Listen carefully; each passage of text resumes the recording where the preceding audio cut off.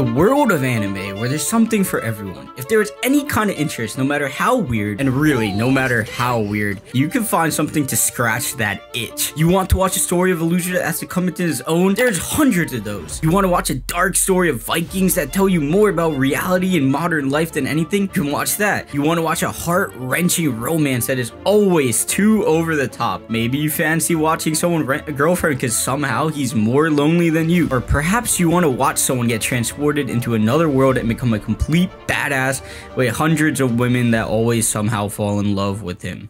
Still don't really get the isekai thing. Then here comes sports anime.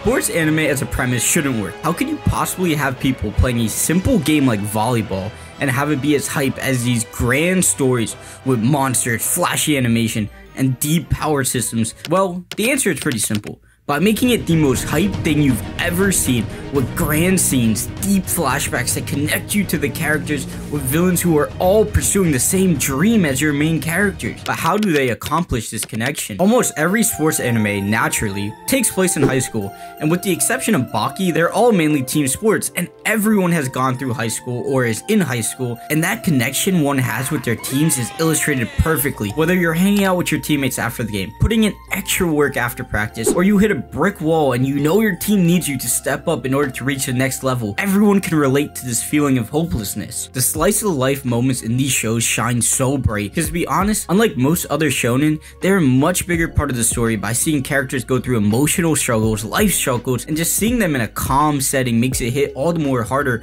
when all of a sudden they're going through an intense battle. And these elements are something that we feel because they are so deeply rooted in our youth. When we see these moments of perseverance, despair, and triumph, takes you back because everyone has had a moment where they put in all their work and put it in all they had to achieve a new limit just to fall short in the face of someone that was simply just better. These stories illustrate teams beautifully. A story like Haikyuu focuses so heavily on team chemistry, and everyone watching can relate when they had one dipshit on their team that was an asshole but way better than everyone, and they just had to deal with it. What makes it great and interesting is that the opposition almost always has had a similar goal to the main characters of just wanting to win. A relatable example that I mean is like Okawu, you know who I'm talking about, from Haikyuu, who is just like Hinata to strive and beat Kageyama, a natural born genius and dickhead. As you see Karasano win, you also feel the joy of victory but juxtaposed to the despair of defeat, and this dynamic and this dichotomy is what makes it so great. There's also instances like Kuroko, but wait, like pause. Speaking of Kuroko, I don't even know if this show is a sports anime at this point, bro.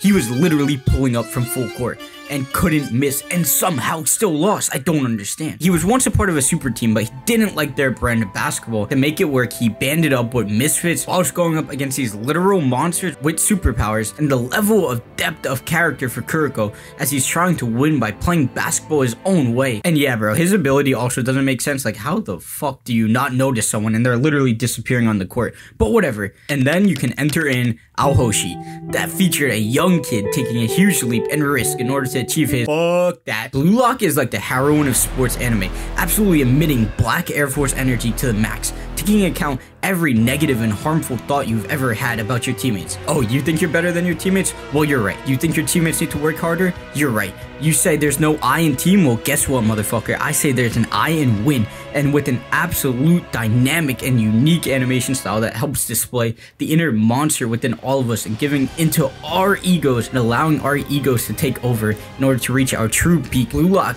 truly does show off the flexibility of the sports anime genre. Although every sports anime follows a similar format, maybe the teams will always lose the first tournament but win the second one. Maybe the main character is someone that is always good at the sport but has some physical characteristic that holds him back. Perhaps he will have a teammate with a natural born talent. I believe there is no anime genre that mixes in styles of anime like the sports genre by throwing in slice of life, romance, high school, battles, flashbacks, side characters, inner conflicts like sports anime. Sports anime can make you feel a breath of fresh air and a reminder of past days. So give sports anime a try because they are truly unique and unlike anything you've ever seen. If you want to watch a video on something you definitely shouldn't watch, check out this one, and don't forget, we're just getting started, we're gonna stay consistent, and I'll see you in the next video.